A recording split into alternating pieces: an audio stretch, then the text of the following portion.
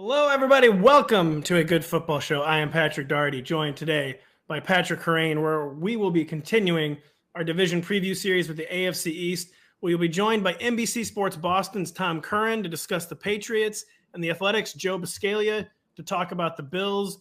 Kerrane and I will then dive into the Jets and Dolphins. But first, it is our distinct pleasure to welcome in an institution of the Patriots beat, Tom Curran. And Tom, are we allowed to call you a coworker?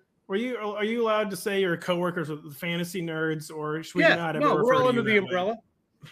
We're all under the umbrella. Like we worked with Johnny Miller. We all worked with Johnny Miller, right? When he was covering the golf. So That's true. Johnny That's Miller true. wouldn't know us if he tripped over us. So we're all under the golf channels. Yeah, we work with the people on SNL too. They're colleagues. Yeah, I work with NBC, Al Roker. Yeah, I work with Colin Jost. Right. I mean, we're Keenan Mitchell, longtime coworkers with him. Right. So, yeah, I didn't want to.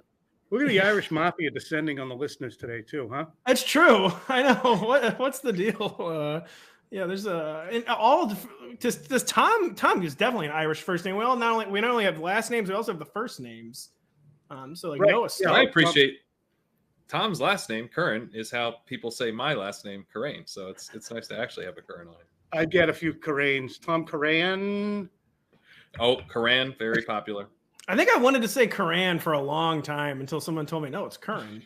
And then I was just again, I didn't, since as a fantasy guy, I never want to upset a real football guy. So that's why before the show, Curran, right?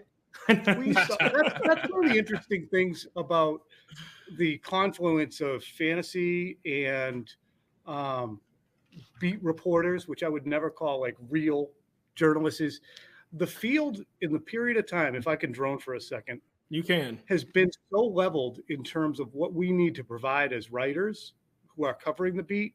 Because I would do analysis previously when I started in 97 on the beat. I'd go through the stats and come up with, okay, they got this third down tendency and this is happening. And, the older writers weren't doing that, who were at the Globe and the Herald. They weren't parsing through all the game books. And we weren't using the internet in 97. We weren't going to NFL Jesus. So I was ahead of the curve. But now your general 11 and 12-year-old has so much at his fingertips that you as a 54-year-old writer better bring something, whether it be an institutional knowledge, whether it be historical perspective, whether it be access because you have an opportunity to talk to players, owners, coaches, agents, whoever. It's competitive because you guys are, as well as, or because you devote more time to it, more attuned to trends that we then have to catch up to. And we oftentimes spend too much time debunking said trends when in actuality. I was going to say, that's why I thought, we like to seize on your every last word or observation. You guys do get pissed at us with things and we're like, whoa, just a story, bro. But it's just funny you say you feel that as a 54-year-old. I feel that already as a 35-year-old. I'm like, God, these 23-year-olds, how do they – I didn't know. At 23, I just thought it was good to have more points than the other team. And now they're talking about we do zone versus man coverage splits now in fantasy. I'm like, how do you even know that? Where do you even find that? And we get scared. The concepts. It's just we didn't have the numbers at our fingertips, right? It's so now having the numbers at your fingertips. And I like to, contend, for instance, one thing that drives me back crap with analytics is fourth down decision making. And there's a guy, Aaron Schatz from Football Outsiders, who devotes a lot of time to it. And they'll render these decisions. And I can't remember who it was from NBC2 that we've had on and had great discussions, but so many things enter into fourth down decisions beyond, they got a chance to pick it up. They didn't go for it. Bad decision. Well, how ass has your defense been playing, or how well has it been playing? That enters into it. Who's hurt? Who isn't? Where's your matchup with your go-to guy who is your chain mover? So that's why we should be able to add the nuance and have a nice, healthy conversation. That was something I really thought happened in week 18 in that Raiders-Chargers game where, Brandon Staley's he's our one true analytics god. And he kept going for it on fourth down against the Raiders in that game. And in my head, I'm like, Brandon, the other team is having so much trouble moving the ball. They're bringing in Marcus Mariota for gimmick plays. Maybe just relax for 2 seconds, trust your defense. And of course they didn't convert either of them. Right. And they were really letting down. The analytics people they were so happy all year But then we kept getting let down because he just kept failing. Well, Denny talks about this, right? It's like, can the correct analytics decision once please work? Just work once. Just work once. So, but sometimes, like, here was a great analytics. Am I killing this whole interview by no, not at all. Remember a couple of years ago, it was a Monday night game, and the Vikings were playing the Seahawks, and the Vikings tried to score a touchdown from like the 6 instead of trying the field goal. And I can't remember if they failed, but Wilson just went plowing down the field. And maybe it was a Sunday night game, because I think it was Chris Collins was saying, well, the analytics say you go for that 90 times out of 99. But it was in that period of time when Russell Wilson was completely unstoppable from everywhere on the field. And I'm like, it's not a conventional player. That's why the 4th and 2 decision of Belichick back in 2009 that kind of really propelled this. That was the beginning. Because, okay, well, why did he punt? Have you seen what happened for the last 20 minutes? Every time Peyton Manning even looks at the ball, he scores 6. So that's why it's the nuance of it. Yeah, that really was that was a Sunday night game too, I believe. NBC, yeah, it was a great game. We're the network of magic. But I guess we ought to get started on the actual. Bill Belichick, Tom, said in the opening days of camp that he had seen "quote unquote" dramatic improvement in Mac Jones this summer. But here's how we seize on every little thing. Your colleague Mike Reese passed along an observation over the weekend, just an observation too, that the number of "quote unquote" no chance plays and the lack of consistency had been notable with the Patriots offense this summer. Just kind of what are you seeing with your own eyes with Mac Jones? Like either one of those extremes, and between those two extremes, just what are you seeing with Mac Jones so far this summer? I think the improvement is dramatic. I think that also the change of offense is dramatic. So as a result, you have, I hesitate to call him a thoroughbred, but I will at the lack of a better synonym.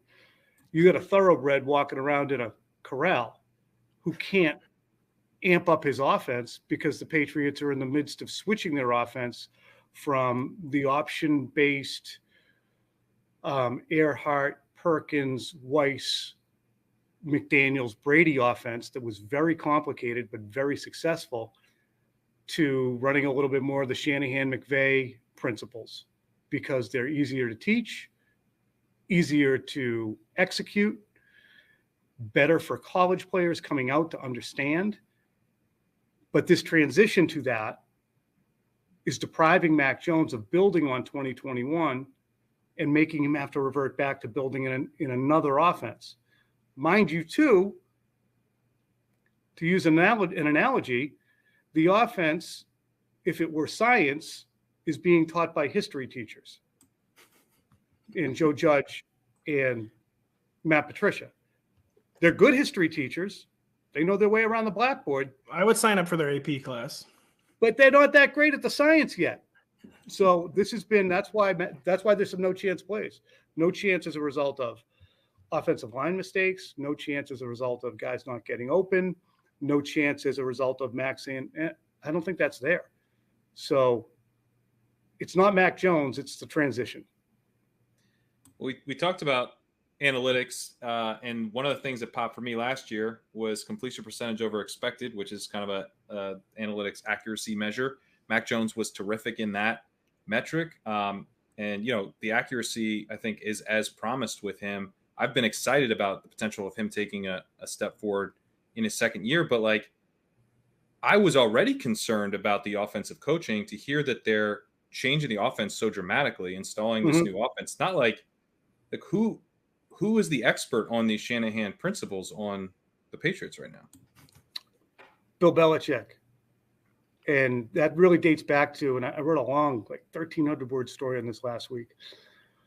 This isn't the Shanahan offense of Kyle Shanahan. It's the Shanahan offense of Mike Shanahan, which obviously filters through everything that we've come to see, which is stretch running plays to bootleg off of that to guys dragging at different levels across the field to oversimplify the whole thing. But the premise is the stretch play, which the Patriots did not have success at. They were a straight ahead running team and had great success at that behind a fullback. They took their fullback out of the offense. Belichick believes, and always has believed, that the Shanahan offense was extremely difficult to contend with because there were so few plays, and they all looked alike, but they could really mess with you. And that's really what Peyton Manning was running too, to a large extent. The same kind of stretch stuff with Edgerrin James, boot off it, pull up and throw. And that's on first and second down. Third down, you're basically throwing. But, third and 8, you're dropping back. You're not faking anybody out too much. But, Belichick wants to make it simpler for his coaches, simpler for his players. And this is me theorizing. He hasn't said that specifically, but to listen to the way the players talk about it and just look at the obvious threads through this, the Patriots have over the years had a tiny little pool of wide receivers and players that they could bring into their offense because it was so hard to understand and master, because so much of it was based on telepathy with Tom Brady.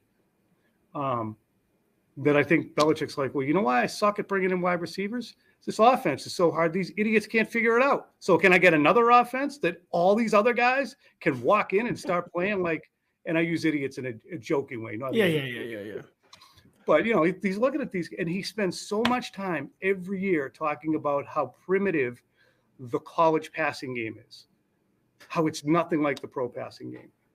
And I think over the years, he said, you know what? These kids have no idea what to do when they get to our offense. And I got to find a way to figure out how to make it easier. If you look at the guys who've always succeeded in the Patriots offense as newcomers, they're traded for or signed as free agents. So they already had NFL experience.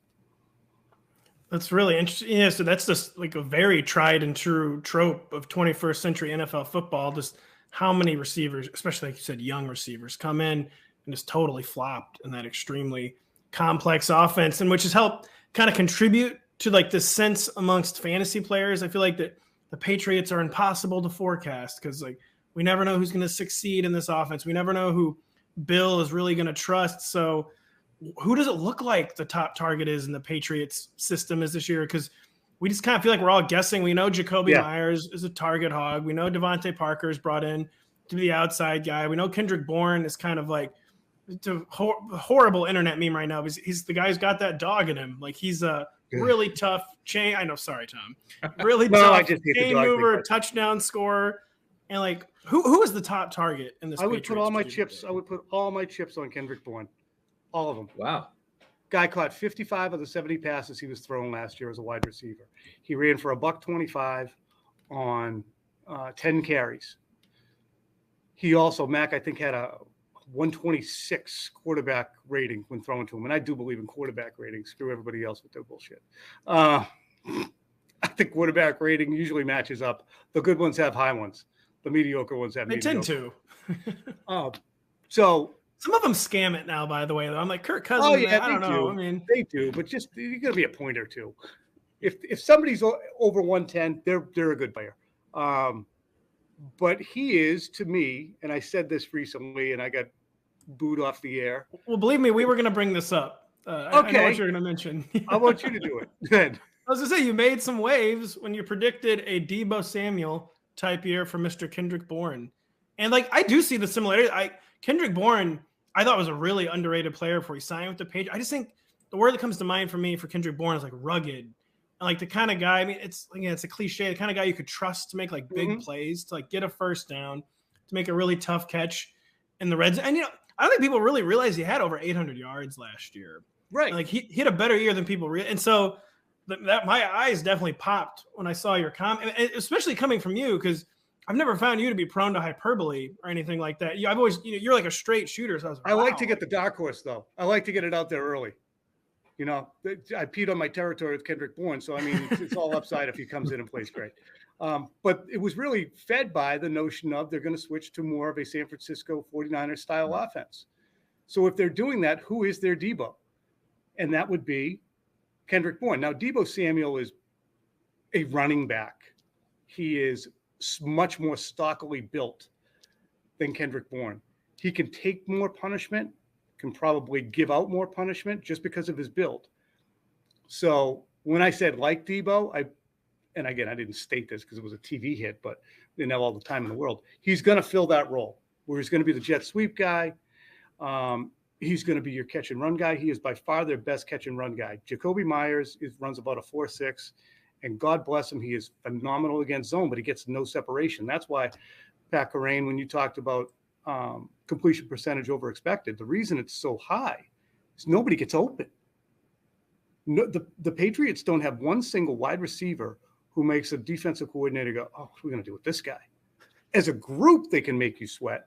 They can make you sweat with a scheme, but they don't have any separators. And that's why Tyquan Thornton, who has actually been capable, is worth keeping on a short list of guys you might want to pick up if he does start getting enough reps. Well, so to the Bourne stuff, is he out there all the time? Because that's, and I guess, is anyone out there all the time? Because, last year you had Jacoby Myers. He ran a route on 92% of dropbacks in games that he was in. And, that's a full-time, complete package in terms of just being out there running all the routes. If Kendrick Bourne is going to see a big increase from where he was at last year, which was only 70%, which is kind of like a more of a part-time player who is a big part of the offense still. Does that come at the expense of Myers? Does it come at the expense of Devontae Parker not having a full-time role? Like, there's only so many routes. You're right. Who's out there the most this year, regardless of the targets? Who's actually just running the routes? I think it's a great question. It's impossible to pin down. I think the Patriots would love to upgrade the speed and explosiveness at their slot position, which is filled by Jacoby Myers. So I would say some of the targets are going to come away from Jacoby Myers, who's not going to be a guy who's going to be a 15 yards per catch guy. Jonnu Smith is also going to steal some targets because they really want to take advantage of it. Robert Kraft basically said and stated in the offseason, really want to see some jumps from the guys that we signed as free agents last year. The reason, they have $15 million cap hits. If they end up with 22 catches and 51 targets, Kraft's going to go, what do we do? Why do we spend $30 million in cap money on these two if we didn't give them the ball? So I think that does enter into it. So they'll come away from Myers, but I would say that Bourne would be a good number 2 in fantasy. And I think Jonnu Smith could be interesting, but Hunter Henry would be a more consistent buy than Jonnu Smith because he's going to catch 55 to 60 balls and he's going to score 8 touchdowns. Do you think Myers is, particularly hurt by this change? Because he seemed like he was thriving in this complex offense. I think that you mean emotionally? Does it hurt his feelings? Yeah, I mean, probably. Yeah, he probably says, what else do I have to do? Look at his touchdown numbers. That tells you how explosive he is. Yeah. I just mean in terms of the offensive fit. Like, is he kind of losing an advantage over his competition?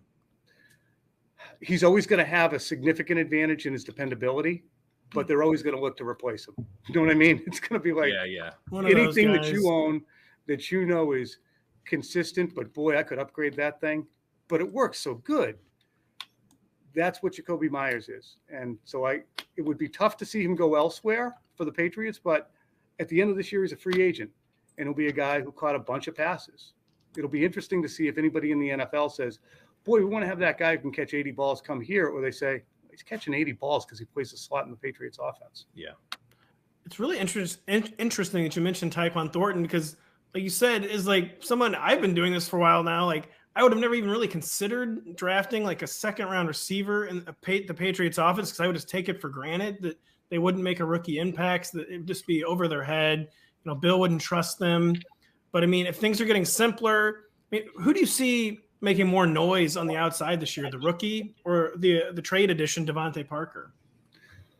I think they're going to have such drastically different roles. Parker is basically what N'Keal Harry was supposed to be. Same build, same athletic ability in terms of being able to high point the ball. Just plays harder than Harry did, though. He'll use his body and box people out, whereas Harry would put his body there and then get run through. Thornton is just an absolute elk. I mean, it's just ridiculous to watch the way he accelerates with minimal effort. And as a wide receiver, there's we know how eccentric wide receivers can be. This is a polished, professional, mature, taking my business seriously wide receiver. So he's got upside, but I think that Parker would be more of, you're exactly right, Dr. Kerrane. The targets are going to come from somebody. Even if you throw the ball 40 times a game, there's not enough. But yeah, it's weird because like you said, 5 or 6 of them. That's like the conundrum of the Patriots offense. Because like you said, there's no individual player who will scare an opposing defensive coordinator, but it's a very deep group. So that makes it very, very hard in fantasy. We haven't even mentioned Nelson Aguilar is still here as well. Is he yeah. going to have a role? Because if he has a role, this is going to be very difficult for fantasy because it just feels like no one's out there for all the routes. I just don't think he's going to have a role. Okay. I don't think he's not going to make the team just because of the cost of cutting him and carrying dead money. But I just don't think between Bourne, Myers, Jonnu Smith, Hunter Henry, Ramondre Stevenson, Damian Harris, Tyquan Thornton, I'm probably missing somebody. He's just so far back in the pecking order. And he just didn't give him enough bang for the buck. I don't think he's untalented. I don't think he's not trying. But I just think that it's just not him. But again, changing offense, I could be wrong in terms of what it's going to look like when they start playing. That would give us some clarity, at least. That would be. If I could give you a straight answer, I know. That was a pretty straight answer, to be honest. That's a straight answer. Yeah.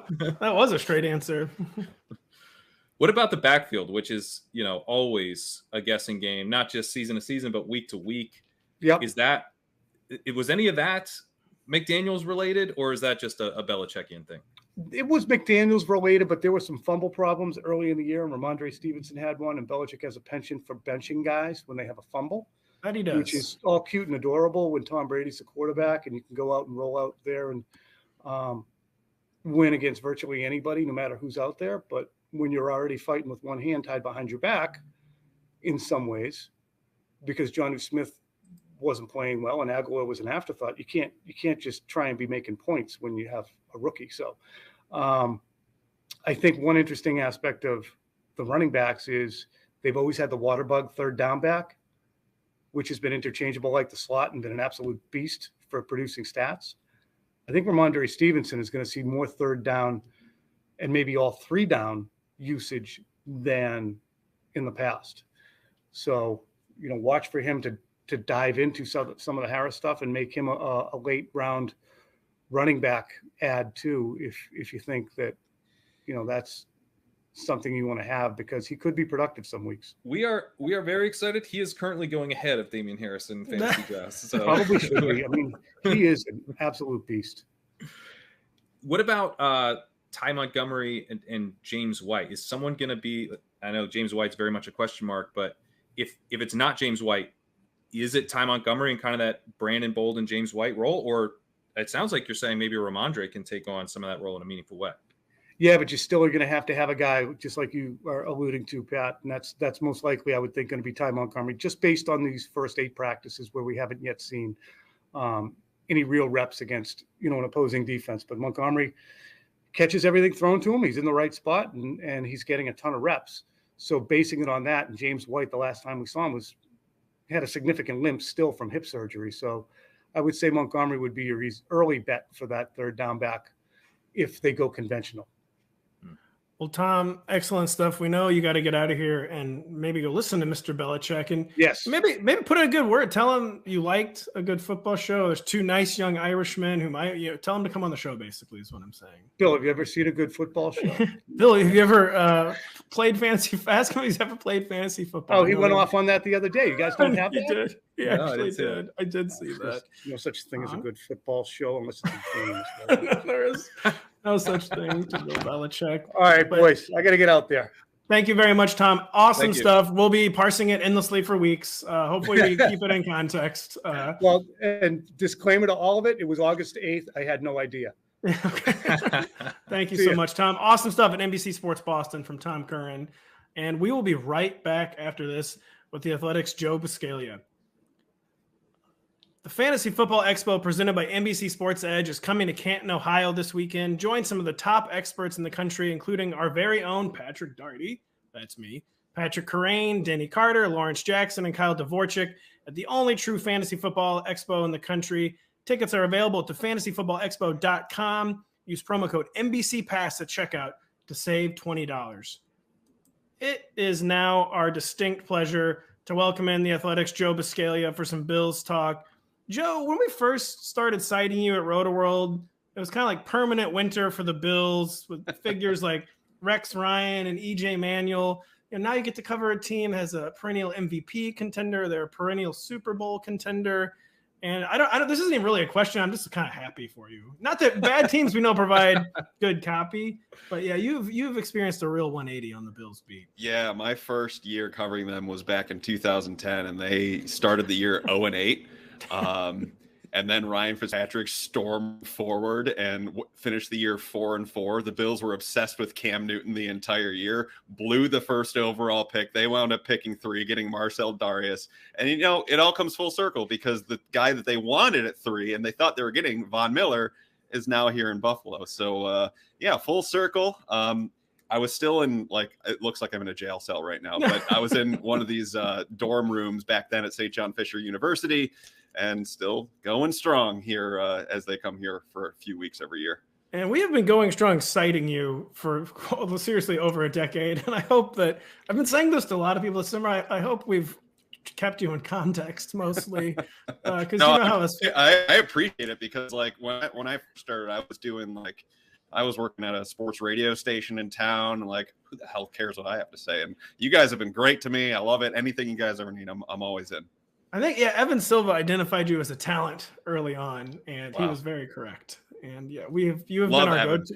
Yeah, Great he's the best, and you've been our go-to Bills dude for seriously a decade. So I guess we might as well start going on this 2022 season, Joe, and we'll just start where every fantasy manager wants to talk about. Gabriel Davis. The drumbeat of camp praise has been steady, on the heels of his 8-catch, 201-yard, 4-touchdown divisional round performance. You said, and again, I try to keep this in context. It was a team scrimmage on a Friday evening. You said he was the best pass catcher on the field Friday night. You weren't slighting Stephon Diggs or anything. You just said Gabriel Davis looked like the best pass catcher on the field Friday. For lack of a better way to phrase this, is this happening? Is Gabriel Davis going to be an every snap player this season? Is he going to take the next logical step on the way he ended 2021? Well, he's definitely going to be an every snap player. They don't really have much depth behind him. The first guy that would probably be in if Diggs or Davis went down with an injury would either be switching Isaiah McKenzie to the outside or bringing in Khalil Shakir because they've been using him on the outside a bit.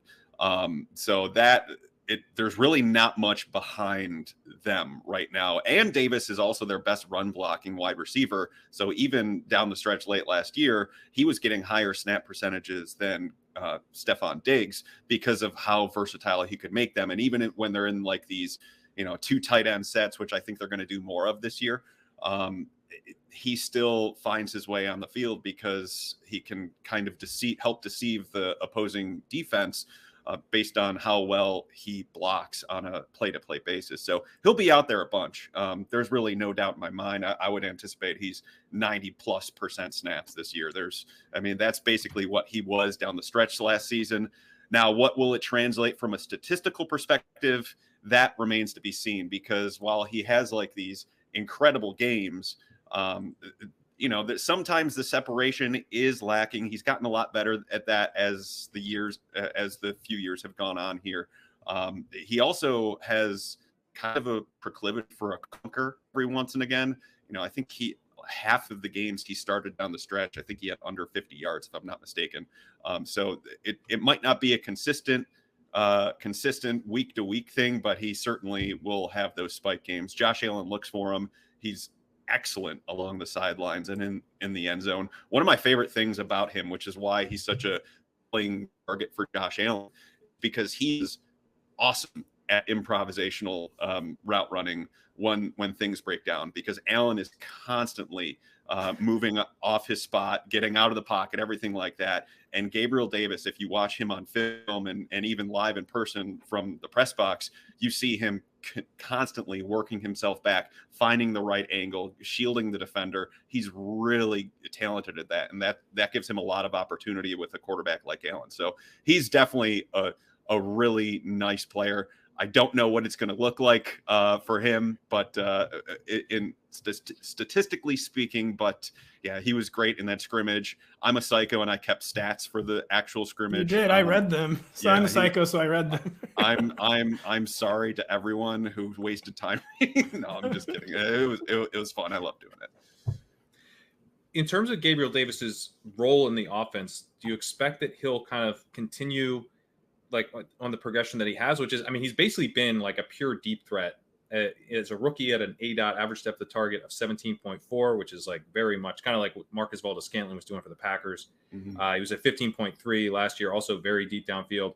In his breakout game against the Chiefs, his average depth was 20.5 yards downfield. So that's going to create a lot of volatility. It's also going to create a lot of spike weeks, that particular role. But if he's out there 90% plus snap share, taking over a lot of, what Emmanuel Sanders was doing in the beginning of last season, do you think he'll see some more intermediate work, or is his role in the offense really to stretch the defense? No, I think you'll see some intermediate stuff. He's been running a lot of slants this summer and is looking a lot better, where he's getting more of separation than he had been in prior years. So that's a plus for him. I think that's the next step for him, where he's going to go, because we know he can win down the field. We know he can win at the catch point, and we know he can win along the sidelines. But can he continue to do all these things, especially when the Bills are going to be facing a fair amount of too high safety looks? And they did last year, to try and take away some of that stuff that Davis is so good at. But there is definitely potential here for him to help unlock Stephon Diggs a little bit, I think, because Diggs, Emmanuel Sanders just wasn't cutting it last year. And it kind of felt that way once we got into like mid-October, early November, where it just seemed like the initial surge from Sanders, where he had a really strong first maybe like 4 or 5 weeks, just kind of dissipated and seemed like he was moving a bit slower. The routes weren't as crisp. And I think Diggs suffered from that for a lot of the season, because a lot of attention went on him. But because Gabriel Davis has kind of shown to be so dynamic, and if he continues to show this intermediate prowess that we've seen through the summer so far, then I think that can help just about everybody in that offense. Isaiah McKenzie / Jamison Crowder included, maybe a little bit more Dawson Knox, but surely Stephon Diggs, because he might be he has the potential to be the most talented number 2 that Diggs has played with since John Brown. Since John Brown kind of dissipated in his speed role down the stretch there. That's really exciting to hear you say, because I've been thinking along the lines of like, if we could get someone who can stretch the defense and take some defensive attention away, it's probably very good for Diggs. And his efficiency did suffer last year a little bit. Do you think that could mean potentially more deep routes for Diggs if we're getting some more intermediate stuff from Gabe Davis, and they're able to kind of use these guys a little bit more creatively rather than kind of in set roles? Yeah, I think there's some potential for that. The Bills are kind of in a low-key transition year with their offense, with Ken Dorsey at the helm. And so there's a bit of guesswork as to what they'll inevitably be, because not only did they change the offensive coordinator because, well, they had to, because Dable went to the Giants, but they also changed offensive line coaches. And Bobby Johnson was very much a power scheme. They scouted for power, everything like that. They bring in Aaron Kromer. They basically revamped their entire offensive line for more athletic guys. And Aaron Kromer's most recent stop was in the Sean McVay school. And so I tend to think with that, the addition of OJ Howard and, Sean McDermott's, borderline, I wouldn't say obsession, but he's liked the zone blocking scheme and the Kyle Shanahan, Sean McVay style of running and play action work and everything like that. He's really been fond of that over the years. They tried it back in 2017 with Rick Dennison as the offensive coordinator, another Shanahan disciple. I just assume they're all Shanahan disciples. Yeah, right, exactly. Well, this was a Mike Shanahan disciple, not even Kyle. But yeah, I think there is a bit of guesswork that's going on as to what they'll be, to try and get these safeties away from being deep down the field, trying maybe not even establishing the run more often, just like being more efficient with the run, I think is the goal. And maybe it makes the route patterns and what they're doing from one play to the next a bit different than what we've seen from them. But I think they're just aiming on being a little bit more unpredictable than what they were last year. Joe, you just hit on like a lot of really interesting points there. And I feel like Josh Allen has become so good that we just kind of take the Bills offense for granted at this point, which, what a world, like what a change. Like we just accept that the Buffalo Bills have an elite offense. I mean, it's been since the early 1990s since we accepted that, but it's kind of like underplayed that like they are changing offensive coordinators. They are maybe even changing philosophies. Like, so there's been kind of smoke signals that like, I don't know, was Sean McDermott unhappy with how much Josh Allen rushed? Was he unhappy with how much he passed? Like, anything in particular you think Sean McDermott wants to see specifically change with Josh Allen's usage this year? Or is he just to the point where he's going to let Josh be Josh no matter what? I think on the whole, they would prefer Josh to not rush as much, just because if he goes down, this whole thing's going down. There's not much in between. No way to sugarcoat it. Yeah. So I think they understand where they are with him. And he did set a career high in rushing attempts last year. Now, obviously, he had an extra game, but be it as it may, that he was still an efficient runner and everything like that. I think what maybe they want to get away from is more of the designed runs. Like, you don't want to take it completely away from him, but that's why getting, this idea of a more efficient run game going, like maybe it's not running the ball more than they did in the past. Maybe it's just running the ball more effectively with Singletary, with James Cook, with Zach Moss, who, by the way, he's not going away. We've been reading your missives, and we've been sadly reporting on them. Like, that's the kind of thing where like we don't want to post this, but many apologies to everyone out there. That's fine. Yeah. But yeah, I think that would be the ideal approach for them. I don't think they want to go into the season and be like, hey, 55-60% run team. That's just not them. They know who they are. But I do think there is a slight amount of variance involved with this year, especially because Dorsey's a first-time offensive coordinator. Like, the big question that I have coming into the season is how much of an impact will McDermott have with having a say as to how the offense goes as compared to what it just was with Brian Daboll. Because when they hired Daboll, they gave him complete autonomy. McDermott is, mixing in with the offense a bit more when Dennison was around, but Daboll had been an offensive coordinator before. They just gave him complete control. It went off like gangbusters. He was great, obviously super talented, creative mind, everything like that. But what happens now that, McDermott has been in the league for 5 years and going into his sixth season? What happens because Dorsey will be calling plays for the first time in his career? He has concepts, he has creative ideas, but what happens when things start to go awry in a season, and how do they respond? That's the biggest question I have with them. In terms of the backfield, we saw the last time we saw the Bills, Devin Singletary against the Chiefs had 100% of the backfield snaps, and really throughout the end of the season was consolidating that backfield. And it was, one of the biggest, one of the highest percentage of snaps going to the lead back of any backfield in the league. But now, you're talking about Zach Moss still having a role and still being involved. And obviously they selected James Cook in the second round, and they did sign J.D. McKissick until he then signed back. AKA it was clearly a priority to add a pass. Which, by the way, I think Brandon Beane is still mad about. Yeah, that's fair. So we've of course the Commanders. That's kind of thing that can only happen with the Commanders. But I digress. We've seen lots of signals that they want to move away from this Singletary only backfield. But what do you expect it to look like? How big can the James Cook role be? Is there a chance they eventually do kind of have a lead back like they did at the end of last year? Is this going to be a 2 to 3 way committee? I think it'll be a 2 to 3 way committee. I think what happened last year happened because they just could not wind up trusting either Zach Moss or Matt Breida down the stretch. And a large part, I think, had to do with Zach Moss coming back from a pretty significant foot injury he suffered in the playoffs. That's one of these things that have kind of gone under the radar with Zach Moss. Down the stretch in 2020 as a rookie, he was their best running back. And I don't think the Bills forgot that. It certainly did not go well last year for him. They wound up having to make him a healthy scratch against the Saints on Thanksgiving. But once he started to work back in on the few reps that he had, he was doing pretty well with them.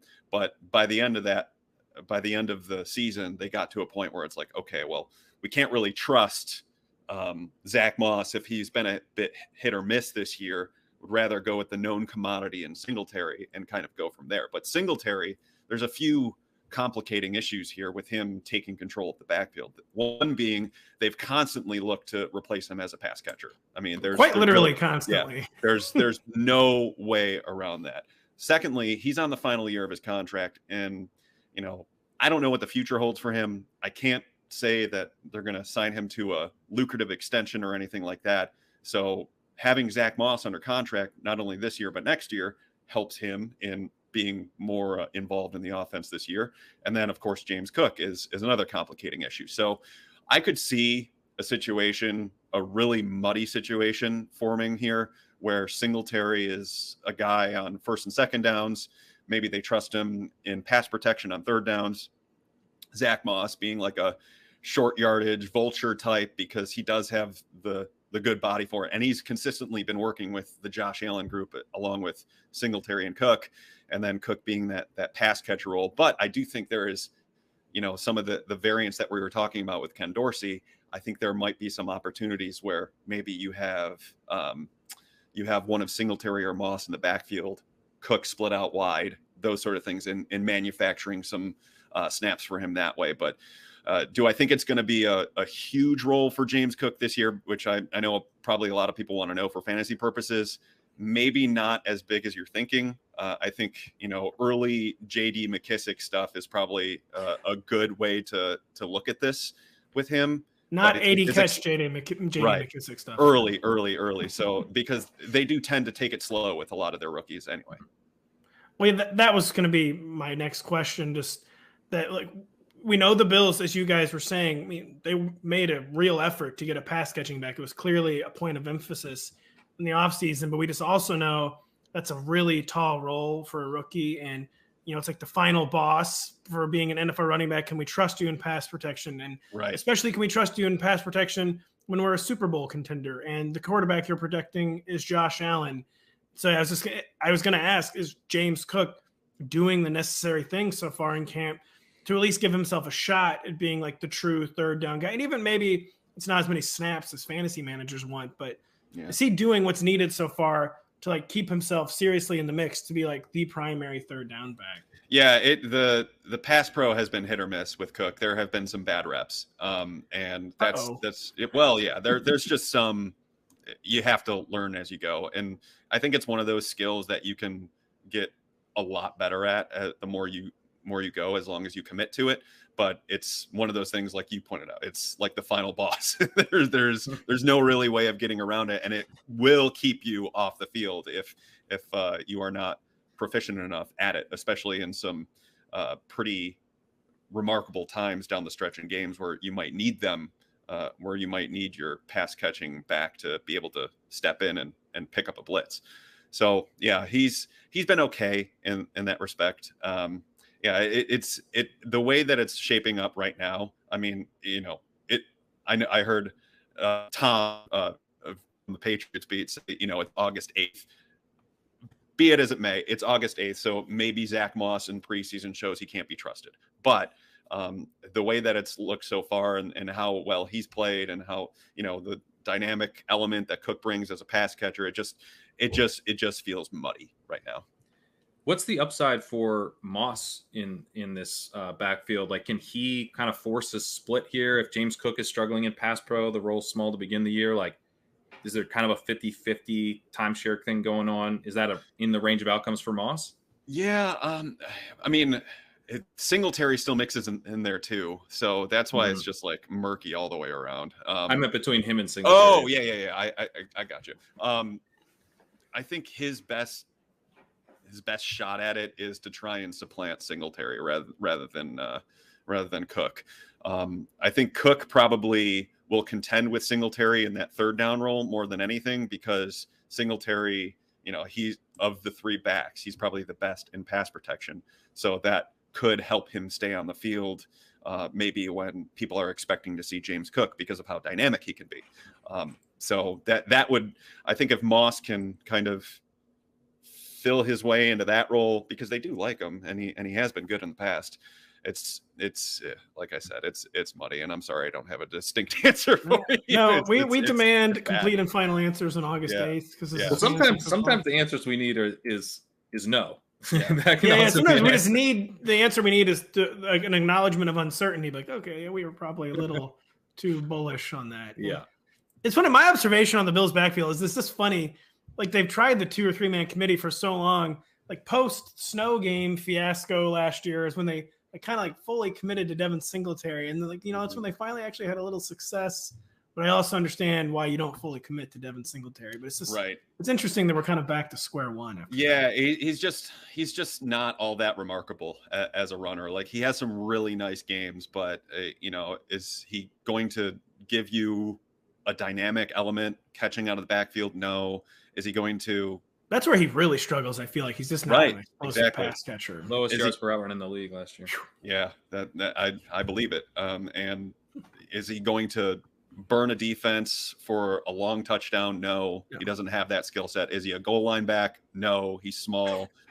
So he's just kind of, like I said, unremarkable. And I think there's a lot to the fact that the Bills were sniffing around pretty heavily on in the top backs in the draft. And I'm fairly certain that if they were not able to move up to get Kaiir Elam, that they would have been very interested in moving down and drafting Breece Hall this past year. So there is that element to it too. Joe, we know you're busy. We'll get you out of here in just a second, but we can't let you leave without asking about the slot situation where there's intrigue with Jamison Crowder and Isaiah McKenzie. McKenzie's been working ahead of Crowder for a lot of the summer, and you reported earlier he was one of the true stars of the early days of camp. Who do you think is going to be out there in the slot in week one? Because I feel like my sense from afar was always that the Bills want to protect Isaiah McKenzie. They don't want him. This is truly me guessing. Like it would seem like to me they didn't want to overexpose him. It's like he's a much smaller guy, but is it just to the point where they can't they've got to feature him because he's just demanding it with his play? What is going on in the slot? Yeah, he's been great so far. He's missed the last couple of days of practice due to some soreness. That's as much as we've gotten. But Jamison Crowder has been able to work in with Josh Allen and company the last couple of days. He's looked pretty good. But the thing that McKenzie provides that Jamison Crowder just doesn't right now is yards after catch. And that has been a huge talking point for the Bills the entire spring, the entire summer. They want to manufacture more yards after the catch. And I just don't know that Jamison Crowder is giving you that. Is he going to give you that? You always know where he's going to be, and he's supposed to be where he is. Yes, 100%. And that's why some people thought that, maybe it's when they want to attack a zone, it's Jamison Crowder. And when they want to attack man, it's Isaiah McKenzie. But I think that might be selling themselves a little bit short because of the raw potential of McKenzie to blow a play up. I mean, everyone remembers the Patriots game last year where he just roasted their nickel corner in man-to-man coverage. It seemed like every single play. I think it was every play. Yeah, every basically. Play. And for some reason, the Patriots didn't switch out a man, which was wild. Was interesting. But McKenzie to them represents that, and he's come back and he's gotten better at route running. He's definitely looked better against zone and being able to sit in and find those weak spots. So that's why I think he's going to have first crack. I mean, Crowder still has a chance here. I'm not going to declare it a dead competition or anything like that, but McKenzie is definitely ahead in my mind. And if they had to start the season, I would think McKenzie is the starter right now. If McKenzie's the starter, is Shakir sort of what you think of as the traditional wide receiver 4 because he can play somewhat on the outside as well as in the slot? See, that is I don't know the answer to that question just yet because they typically keep it really they take it really slow with their young players. Tre'Davious White notwithstanding, he started right away in 2017 because he had to. But I think with Shakir, the fact that he has the flexibility to play both inside and outside helps him here. But it remains to be seen what they would do in the event of an injury. Like I kind of pointed out before, is Jamison Crowder just going to get pushed into the slot role, maybe move Isaiah McKenzie to the outside because they know he can play there, and maybe mix in Shakir as that wide receiver 4 in that point. On Shakir, I went from thinking that he would be game day inactive this year to thinking that he would have some sort of small role on game days, whether that's kick or punt return, probably punt return more than anything if he wins that job, and maybe snaps here or there. I think there is some value there. They really like Khalil Shakir. They think he can really be something in the system down the line. Is he there just yet? Probably not, but there is some long-term potential there for him. So it sounds like he's the next Gabriel Davis, forcing his way onto the field as a rookie. More or less. Yeah, as a day 3 rookie. Joe, we do have to get Joe. Dawson Knox. Fantasy managers aren't really talking about Dawson Knox this summer. I think it's kind of taken for granted he will regress. Are we overthinking that? Because he's a guy who makes really explosive plays up the seam. And just what is your quick general outlook on Dawson Knox for this season? Yeah, really touchdown dependent last year, and I'm a fantasy guy too. So I was pretty sure you were a fantasy guy. Oh my god, I read Pat's dynasty stuff all the time. I run a dynasty league. It's like you are my dude. I love your stuff. Grain's really good at the dynasty. Yeah, he's good. And the article you wrote about I forget the term for the home run running back. Oh, the legendary running back. Legendary upside. Unbelievable stuff. Devin Singletary didn't. Thanks, man. Yeah, no problem. But Dawson Knox, to me, I think it's tough because he does have some drop problems that have resurfaced a little bit this year. They kind of went away last year. And his the amount of times that he successfully brought in a catch rose last year. I do know that Josh Allen trusts him. Josh Allen loves him. They're complete bros with one another, to the point where I think it's going to help Knox get a really nice contract here in Buffalo because of how close they are. But yeah, I think they do have a good chemistry. They show it during practices. Is it going to result in him potentially being a top 5 fantasy tight end? I would probably err against that just because, Davis, Diggs, even McKenzie, you throw that in there. And I mean, it's just a lot of stuff going on with this passing offense. But I will say they might do a little bit more 2 tight end stuff, which could lend itself to more opportunity for Knox. But, I'm probably not like itching to draft him if it's me. Well, Joe, thank you so much. We know time is very precious this time. Although Tom Curran claimed to us he wasn't even that busy right now. Luckily you caught me. Practice happens in the mornings, and I just filed, so I got all the time in the world. I just got to drive back to Buffalo tonight. That's it. Yeah, Tom was acting like, it's all like NFL marketing. It's not even. He's like, I'm not laying bricks. Yeah. That's basically it. I have no idea why what I do is as popular as it is, from people reading it and listening to the stupid things I have to say about football. But hey, here we are. I'll take it. No, and we know, kidding aside, you are extremely busy this time of year. So we really, really appreciate you taking the time to join us. We really appreciate that you let us cite you and don't get mad when we try to contextualize your contextualizations faithfully and accurately. Just awesome stuff with The Athletic for Joe Buscaglia at Joe Buscaglia on Twitter. And Joe, just thank you so much for joining us. Yeah, I appreciate you guys for everything you've done for me over the years. I appreciate it. We appreciate the information, and we will continue to use it. So enjoy the rest of camp, Joe. Thanks, guys. That was Joe Buscaglia from The Athletic, truly one of the best beat writers in the entire industry. We really, really appreciate him taking the time. And now Pat and I will take the time to talk about the New York Jets and Miami Dolphins right after this. Prep for your draft with the latest player rankings, projections, and more in the NBC Sports Edge Fantasy Football Draft Guide. It's powered by RotoWorld, the premier source for player news and fantasy information. Take advantage of our preseason special and get the draft guide for $5 when you use promo code DRAFTGUIDE at checkout on NBCSportsEdge.com/draft guide. Well, Pat, we've got 2 really good guests, and now we got 2 really good Pats to talk about 2 maybe good teams, ? Probably not. You're cracking me up with these transitions. I've been listening to the Denny podcast, and there's been some hit or miss transitions there, but 2 in a row here. I'm the transition king. That's the thing, is I really go for it. And so sometimes when you really go for it, like a auteur movie director, like a auteur musician, when you try to make every album your masterpiece, some will flop. That's got a real concept album going here. It's beauty. That's me with the transitions. Most of the time, you know, I just have so much respect for the craft. They're going to be good. But then I overreach sometimes, and they go down like the. You gotta learn what the limits are. Yeah, exactly. I'm just probing what the limits. It's August, you know.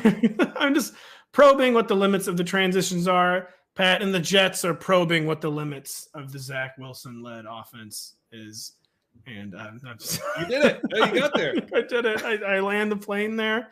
My first question for you is a certified fantasy football sicko. Is how safe do we feel treating Elijah Moore as the Jets' unquestioned number one receiver? A team that used the top 10 pick on a wide receiver, a team that still has Corey Davis like on a huge contract, Elijah Moore like a second-year slot guy. Are we comfortable with him being like clearly the guy to treat as the number one receiver for the Jets in fantasy? I'm not that comfortable with it. I haven't been very comfortable with it the whole time. You know, that we've been drafting, which, you know, basically the Super Bowl. Say for you, I think you started during the halftime show. Yeah, during the halftime show of the Super Bowl. Yeah, that's when you get your first drafts in. But yeah, I've never been super comfortable with his ADP, which, you know, has been kind of in the 6th round. And it started to fall a little bit. And also we're starting to hear from camp that like, oh, he is the guy. And so that has made me get on board a little bit more at the Elijah Moore hype train. He did have a very good rookie season. He was a very good prospect. He was efficient in yards per out run in college. He was efficient in yards per out run in his rookie season. And, you know, that's saying something for an offense that was not efficient overall. He's a little bit undersized, weighed in at the combine at 178, but I believe he's playing around 190 or higher now. And he showed that he can play on the outside, which I think is a big, big deal for a player of his size. He's also like 5'9". So, you know, for him to be able to play outside, definitely a big question mark entering the league. And we've gotten some good evidence that he can. But then they draft Garrett Wilson. And, you know, Garrett Wilson is an outside wide receiver. And they took him with the 10th pick in the draft. Elijah Moore was a 2nd-round pick the year before, and partly because of that draft capital, but also partly because Garrett Wilson is just really productive at Ohio State. I think Wilson is a better prospect than Moore. Doesn't necessarily mean everything, since we have a rookie season for Moore, and Garrett Wilson is going to be a rookie. Elijah Moore entering his 2nd year, you would expect him to have more of a chance to be productive in his 2nd year. But that down the stretch could be a real issue for Elijah Moore if Garrett Wilson lives up to basically, I would say, borderline elite prospect profile. Like, I think he's a similar level of prospect as Jalen Waddle and CeeDee Lamb and Jerry Jeudy. Like, he's a very, very good prospect. So in an offense that probably can't support more than one fantasy relevant wide receiver, no, I am a little bit nervous about Elijah Moore, even at a slightly cheaper ADP than he had.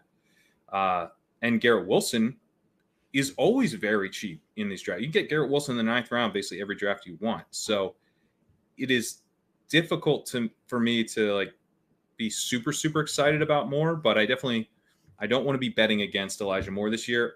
It's just that I also want to be betting on Garrett Wilson at this ADP. As you kind of alluded to, Elijah Moore is the wide receiver 32 currently at Underdog. Garrett Wilson's outside the top 50. And that is just what I get hung up on, the data point of they use the top 10 pick on a wide receiver. And that's just very scary when you're a slot man, especially.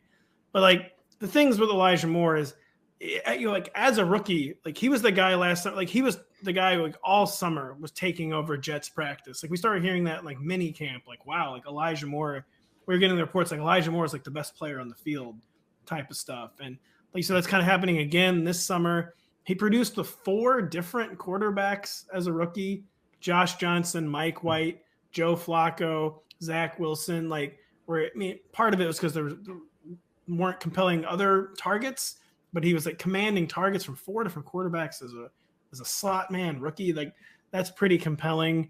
And I still, at the end of the day, I think I feel comfortable betting on Elijah Moore, but I certainly understand the hang up about this team used the top 10 pick. And yet Corey Davis is making like $12 million a year. So it's just kind of a strange situation. I was a little worried. The Corey Davis thing was part of the reason that I was worried about Moore, because Davis is an outside wide receiver through and through. Like, he's not going to be in the slot. He's not going to be a big slot. I don't think so. Yeah, he would be. He would be if they did. He would be if they did. Yeah, but I was worried. Big. I was like, okay, so Corey Davis, who saw a ton of targets when he was actually on the field last year, huge target per route run from Corey Davis, and seems like they want him to be a part of the offense. Down the stretch, are we seeing Corey Davis and Garrett Wilson playing on the outside and into wide receiver sets? Is that the alignment? And that has had me nervous. But this training camp stuff has me feeling like, no, we're not going to see that. If they view Elijah Moore as the clear number one guy, he can play out wide. He played out wide on 70% of his snaps last year. Like, that is not. Really? I actually didn't know that, nor would I have guessed that. That's I had to double check. I was looking at Elijah Moore here that I wasn't quoting Corey Davis. He was actually 71%. So I guess we're forgetting about the greatness of Braxton Berrios in the slot. That concerns me a little bit to hear Braxton Berrios' name, because you'll hear him, from the beat reporters. They're still talking about Braxton Berrios having an important role in the offense. Yeah, and so that's not. We don't want a rotation on a bad offense. We want all the routes. We want 95%.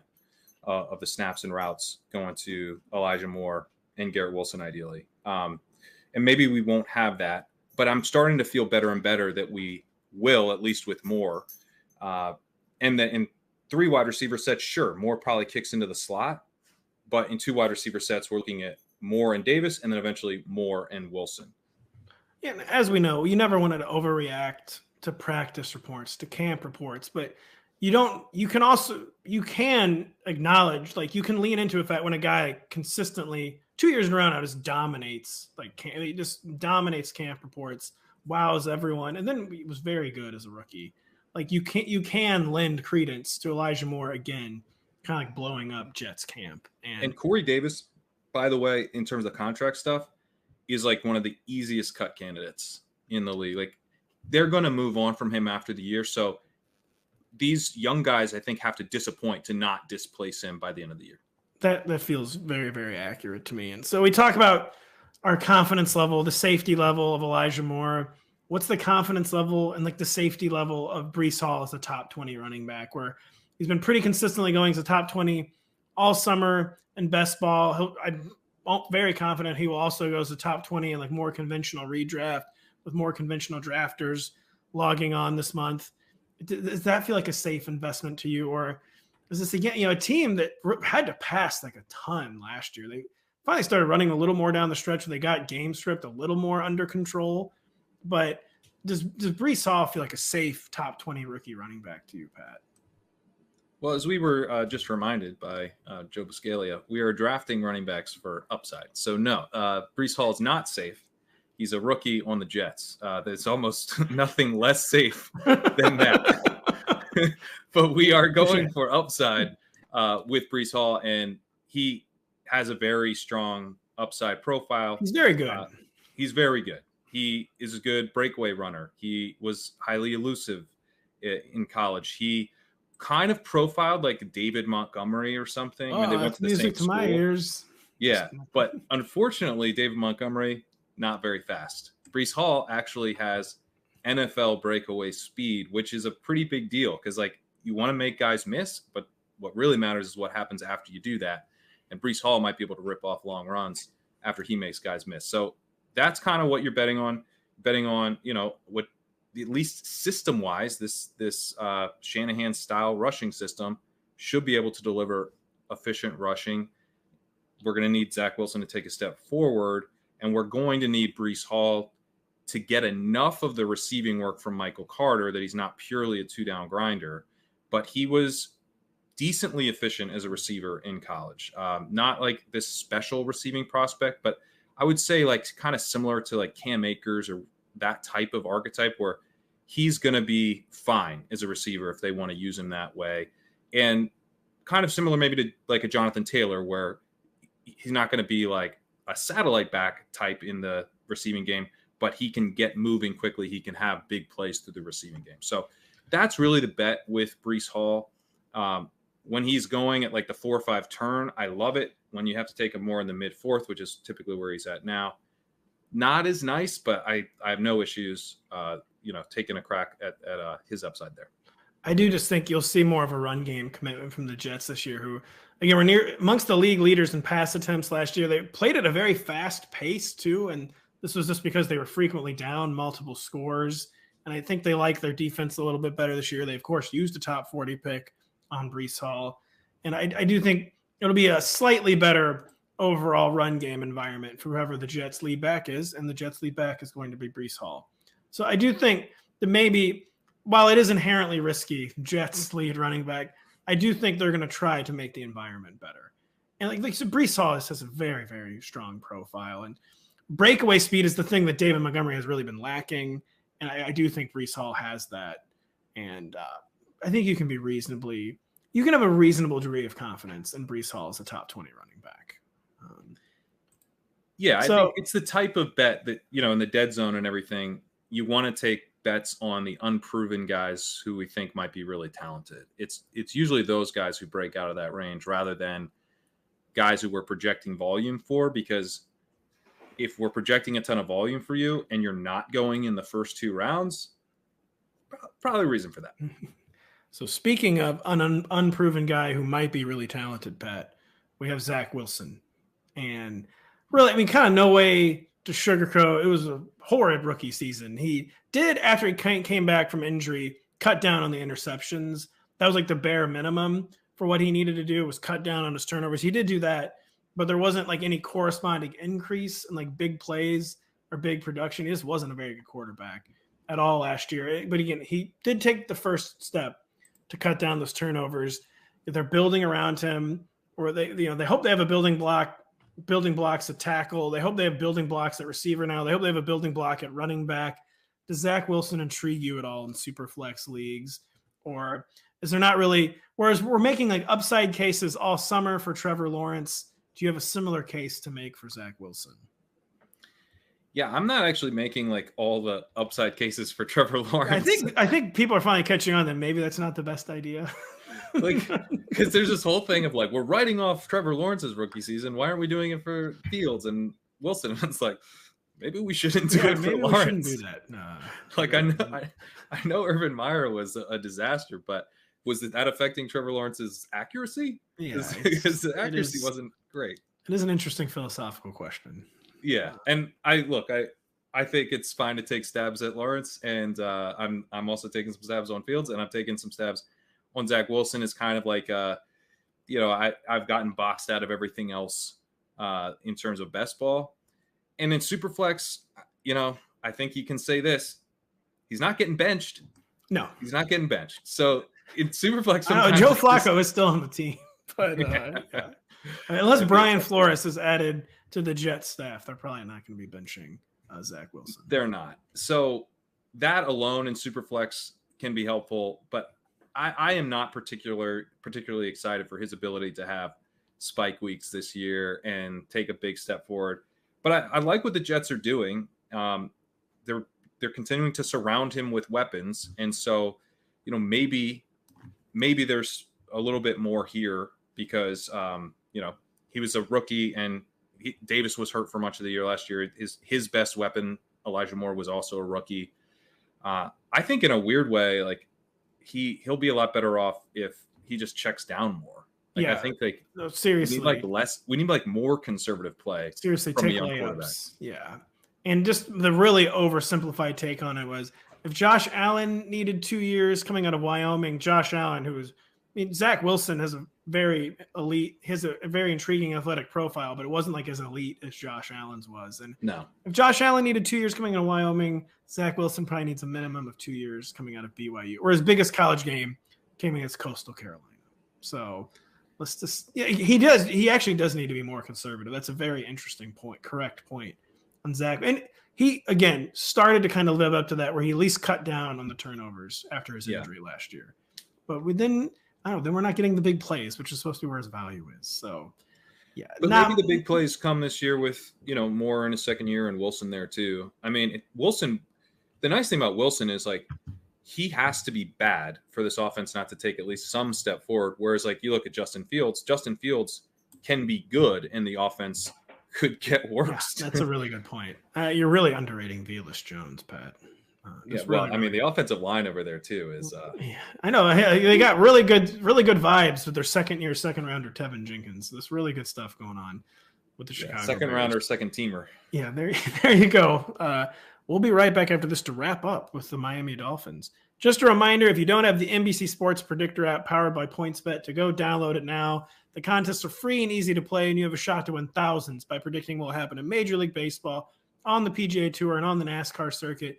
We also have a special contest on Tuesday and Thursdays called Battle of the Bets, where you can agree or disagree with our experts for a shot to collect some cash. I'll tell you what, real quick, what's happening in Major League Baseball is that the St. Louis Cardinals are never losing another game. They just swept the New York Yankees. I'm sorry if that triggers you, Pat. I know it doesn't because I think you're a Red Sox fan. But I'm not a Red Sox fan. I'm not even a baseball fan, but I'm definitely not a Red Sox fan. All right. Okay. I was just taking a guess. You're from Delaware, right? On the Cleveland Indians. That was my dad's team, and very painful 90s experience for me. Capped off by another very, very painful World Series loss. So that's a football analyst, basically. And that's why I'm asking you. That's why I don't watch baseball. And that's why I'm asking you about Chase Edmonds as the RB30 and best ball. I think that ADP will probably be higher, again, in more conventional redraft leagues this month. Is there any actual fantasy appeal to this unpredictable? I mean, I guess fantasy managers are finding it by taking Chase Edmonds as like a mid-range flex, but see, where are the fantasy points come from in this backfield? Because it just seems like Chase Edmonds is once again destined to be the between the 20s running back. And then it's Sony Michel at the goal line. It's Raheem Mostert when they want like a change of pace, big play. Just where is the fantasy appeal in this Dolphins backfield? And is the answer it's just Chase Edmonds between the 20s? Well, I mean, so this is a backfield where I'm betting on everyone, basically, not Myles Gaskin. I'm betting on Sony Michel, Raheem Mostert, and Chase Edmonds. Edmonds goes in a range where if you've gone true zero running back in these best ball drafts, he's sitting right there for you in like the 9th round. And it's just an easy pick, 8th, 9th right there. Like you can get a guy who is going to have a role for sure. And, might start the season pretty well as well. Maybe Sony earns a bigger role over time and it becomes more of a muddled committee over time. But I think Edmonds probably gets the first crack at the starting job, given the money they gave him. You would hope. Seems like a good fit. Yeah, you'd hope. It is a Shanny disciple, so you never really know. Yeah, but I think like week 1 through 4, we're probably feeling okay about Chase Edmonds' role or whatever. So even if it then gets away from him. So I kind of like him as like my RB1 in those types of builds. And I agree with you. I think his ADP will probably rise. But, if you have to take him in the 7th, 8th of a managed league or something, I think that's probably okay as well. And then because we know who Chase Edmonds is so thoroughly that he's not going to be used at the goal line whatsoever, then that creates opportunities to take the other running backs who are both basically free. So Sony Michel definitely jumps out to me a little bit more because, I could see him being used more at the goal line. And if specifically we're betting against Chase Edmonds having a goal line role, then Sony Michel, probably the better bet than Mostert for that specifically. But on the other hand, we know Mostert knows this scheme super, super well. He's super fast. The reports have been that his speed has been back.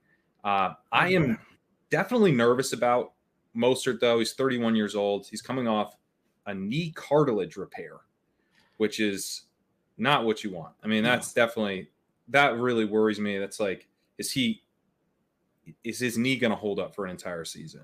So I've started to, before I was kind of Mostert over Michel a little bit, and now I've flipped that. I kind of lean Mostert. I kind of lean Michel over Mostert, but I think both guys are totally fine best ball picks, and good in managed leagues as kind of last round dart throws as well. I think you have to lean Michel too, just because you can point to what the upside is with him. The upside is that he will score touchdowns, we think. Yeah. Where with Mostert, even if he's healthy, like I feel like his ideal role is like just being a true change of pace back, someone you put in, maybe in a hurry up offense, like just opportunities. I mean, try to get him in space to use his speed. And just, I feel like the natural role for a 31-year-old known for blazing speed who can't stay healthy is to be a cop back. And I don't see like a goal line role developing there, obviously. And just like the one thing you can identify with Chase Edmonds backups is that Sony Michel will probably get a chance to score some touchdowns. So I think you have to lean Sony Michel. But Edmonds, I'm in a main event draft right now, and he went in the late 8th round. And, these leagues tend to be pretty running back heavy. They're managed leagues. They're not best ball leagues. So, to get him at that price, went in the 8th round of another one of these.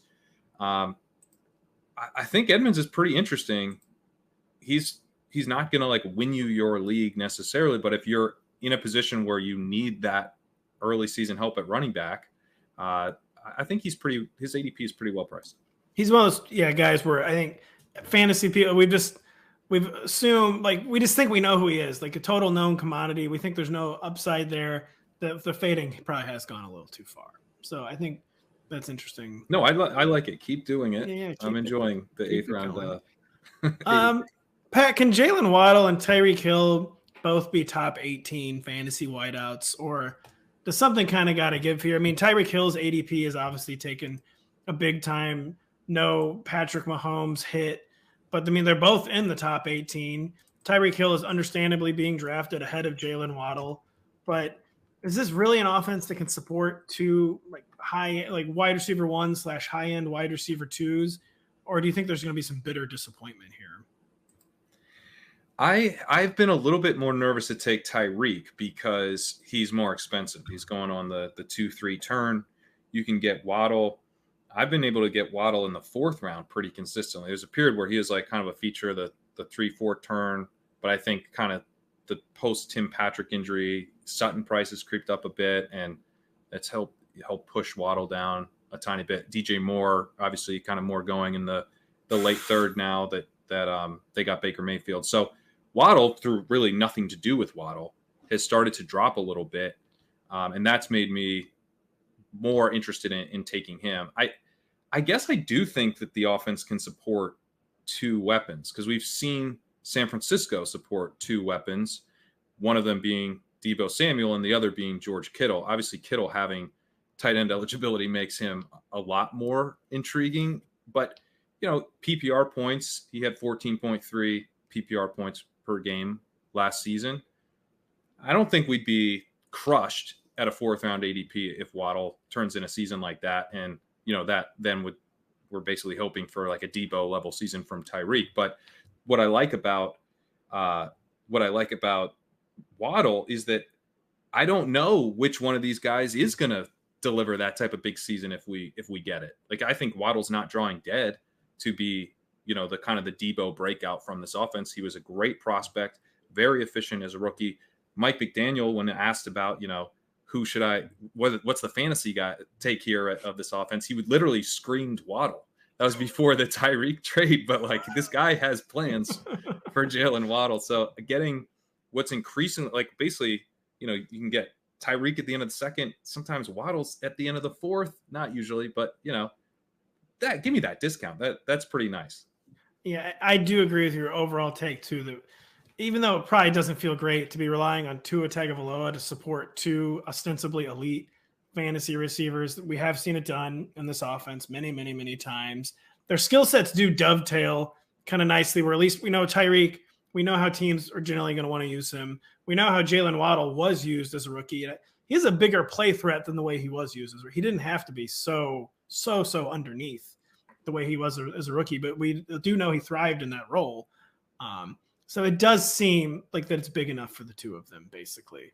And they're both probably going to end up being this isn't right? They're both not worth these prices. Yeah, and that's what is weird about it. But I also don't think the prices are bad, because there are scenarios where Waddle really disappoints and Tyreek crushes, and vice versa. So it is just one of those things where you have to price the upside. It's just a situation with so much uncertainty, with totally new scheme, totally new coach. We don't know. They fit well. They combine nicely on paper, their skill sets, but it's just everything's a variable with the Dolphins this year, including if Tua is good. And so I guess that's how we'll end the show is who. So we know that we're drafting Tyreek. We know that we're drafting Jalen Waddle. We know that we're drafting Sony Michel, but who are we sleeping on in this Dolphins offense? I mean, Mike Gesicki is the kind of pick like no one ever wants to make, but we know the targets will probably still be there. Tua is the guy who has shown just enough to not get totally written off in fantasy. Is there anyone else who in this offense beyond the obvious names and Edmonds, Tyreek, and Waddle excites you? I mean, I guess if anyone. No one. All right, there we go. No, Man, I don't think that's this is a good football show for today.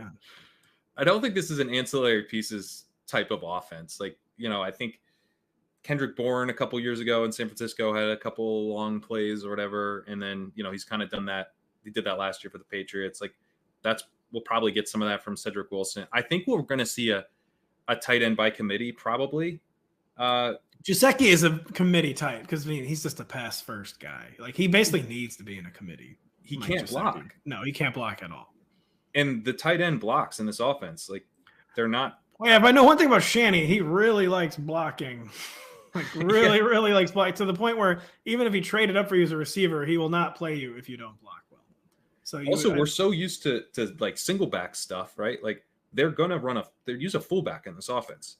So you can't really have a fullback, a blocking tight end, and a guy who's just there to run routes, who's officially a tight end. Like because Gesicki's not that dynamic of a receiver. He's never been super efficient in yards per out run. He's fine, but like I think he'll have some of his traditional role, but I also think this is a team that has a lot of depth actually at tight end. A lot of the depth is all guys who can block. Yeah, it's all guys who you never ever pay any attention to in fantasy, but you are correct that it actually is a very, very deep tight end group. Yeah, so lots of options, lots of competition. So I'm not really touching Mike Gesicki. His ADP is super weird to me. It's outside the top 12, but it is weird. He's still like in the top 15. And yeah, I wrote this up for the site when talking about Pat Freiermuth, who I'm also completely fading. Like it just gets to a point where I'm just like, are you better than Tyler Higbee? And if the answer is not like definitely yes, I'm not drafting you because Tyler Higbee's free. Tyler Higbee's basically like 14th, 15th round. I'll just wait. And Everett's right there. I like Everett fine too. Fant. Like those guys are all. Why would I spend the extra capital? And there is some opportunity cost in that range because there's really high upside running backs in that range. So I don't know. I just don't get this Gesicki stuff. And then, yeah, there's no other wide receivers that really jump out here. If you think about how this offense is likely to run, they're probably going to be very run heavy. They're going to be creative with their passing game, probably an efficient passing game, one built around Tua's accuracy, allowing guys to have yards after the catch with precise throws. But that's what we see from Jimmy G. Jimmy G doesn't have any fantasy value, even when he's supporting weapons. It's all, he doesn't run, doesn't have a ton of big plays. So you're getting reception value from the pass catchers, and you're getting, guys who are really efficient on the routes that they do run. I think we'll see very, very similar things in Miami this year. This is also an offensive line was horrific last year. Real bad. It won't be good this year. I think maybe it will be a little bit better. They finally invested in it like a little bit, the offensive line. Which is good. I think that'll be really, really nice for Waddle and Tyreek and the running game a bit. But again, this is not looking like really fertile fantasy territory where we gotta figure out who's the wide receiver 3 and, got to get the tight end, got to build stacks. Durham Smythe. It's more... Yeah, got to stack Durham Smythe. That's what you got to do.